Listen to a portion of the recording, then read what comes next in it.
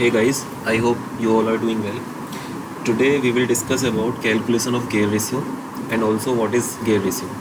And second topic will be calculation of motor RPM using gear ratio and line speed.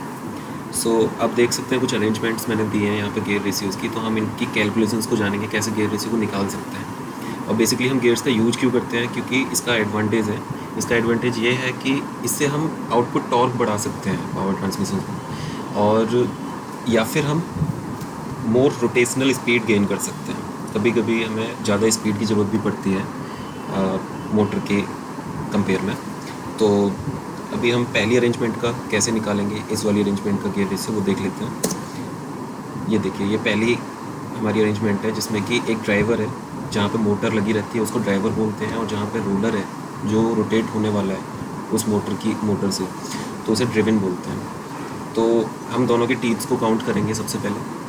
तो हम इस वाली arrangement की अगर बात करें तो हमने ड्रिवन का टीथ काउंट किया जो कि 32 है, और ड्राइवर की टीथ को काउंट किया जो कि 16 है। तो अगर हमको इसका गियर रेशियो निकालना है तो हमको डिवाइड करना होगा ड्रिवन को ड्राइवर से। तो डिवाइड करने के बाद में T1 डिवाइड बाई T2, ये T1 है, ये T2 है।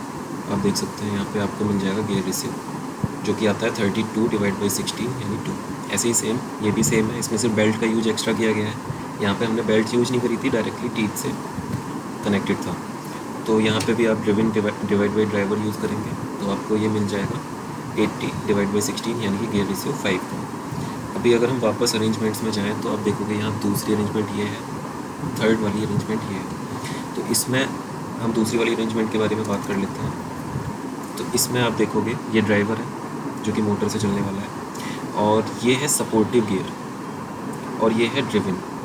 तो जब सपोर्टिव गियर की बात आती है तो ये किसी भी कैलकुलेशन में काउंट नहीं होगा, ये सिर्फ सपोर्ट के लिए लगाया गया है। उसके बाद ये है बेल्ट टाइटनिंग पुली, इसका भी कोई रोल नहीं है गियर रेशियो निकालने में। तो अभी अगर हम देखें कि इसकी कैलकुलेशन कैसे करेंगे, ये भी बिल्कुल सेम रहेगी, ड्रिवन बाई ड्राइवर। तो हमने यहाँ पे भी T1 ये ले रखा है और T2 ये ले रखा है। तो T1 divide by T2, gear ratio हो गया 48 divide by 16, it will be 3। और थर्ड अरेंजमेंट की अगर बात करें तो ये थोड़ा अलग होगा, क्योंकि इसमें हमने 4 गियर्स यूज़ किए हैं। तो अगर इसमें 2 ड्रिवन और 2 ड्राइवर्स मानेंगे हम, लेकिन जो सबसे जिससे मोटर चलने वाली है वो ड्राइवर है गियर D, और जिससे रोलर चलने वाला है वो है गियर A। तो मैंने यहाँ पे मेंशन किया है कि गियर A जो है वो है ड्रिवन 1 जिसमें 36 टीथ हैं। गियर B जो है वो है ड्राइवर 1 जिसमें 24 टीथ हैं, और जो गियर C है वो गियर B के साथ सेम साफ्ट पे लगा होगा, एक ही साफ्ट रहेगी दोनों के बीच में। और गियर C जो है वो ड्रिवन 2 मैंने माना है जिसमें 40 टीथ हैं, और जो गियर D है वो ड्राइवर 2 है जिसमें 20 टीथ हैं। तो इसकी कैलकुलेशन के लिए हम सिंपली क्या यूज़ करेंगे, हम 2 इसमें अरेंजमेंट अलग अलग करेंगे।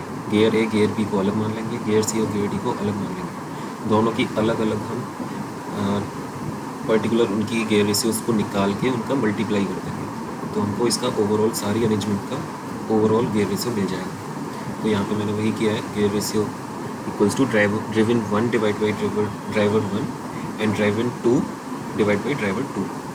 तो गियर रेशियो हमको मिल जाएगा 36 divide by 24 multiply by 40 divide by 20, यानी गियर रेशियो 3 का मिल गया। अब इस गियर रेशियो का क्या फ़ायदा है, इस गियर रेशियो की हेल्प से हम लोग क्या कर सकते हैं, मोटर के RPM, रिक्वायर्ड RPM जो होंगे वो निकाल सकते हैं। अब हमें लाइन स्पीड अगर पता है किसी सिस्टम की, किसी रोलर की, और हमको मोटर के RPM जानने हैं कि उसके लिए रिक्वायर्ड RPM क्या होंगे, तो हम सिंपली गियर रेशियो का यूज़ करके वो निकाल सकते हैं। उसका फॉर्मूला मैंने यहाँ पे लिखा है, RPM equals to line speed in MPM multiply by gear ratio divide by circumference of roller. अगर लाइन स्पीड मीटर पर मिनट में है तो मीटर में सर्कम रहेगा, अगर लाइन स्पीड MPM में ना होके किसी और यूनिट में है लाइक मिलीमीटर में, तो यहाँ पे मिलीमीटर में सर्कम डाल सकते हैं। अब इसके लिए हमको सर्कम निकालना होगा। हमको मैक्सिमम रोलर का डाया पता होता है, तो डाया अगर हमको पता है तो उसमें पाई से मल्टीप्लाई करके हम सर्कम निकाल सकते हैं, और उस सर्कम को हम मीटर में कन्वर्ट करने के लिए डिवाइड करेंगे 1000 से, और फिर हम RPM निकालने के लिए लाइन स्पीड अब हमने मान ली 200 MPM है हमारे पास, तो 200 उसमें मल्टीप्लाई करेंगे गियर रेशियो का, और फिर डिवाइड कर देंगे सर्कमफेरेंस इन मीटर, तो हमको RPM मिल जाएंगे जो कि यहाँ पर 629 RPM निकल के आ रहे हैं। तो यही था गियर रेशियो, और गियर रेशियो के बाद हम उसका कैसे यूज करके मोटर के आरपीएम निकाल सकते हैं। और इन्फॉर्मेशन के लिए चैनल को सब्सक्राइब कर देना, और सेम कोई और टॉपिक हो तो मुझे कमेंट में बताएं।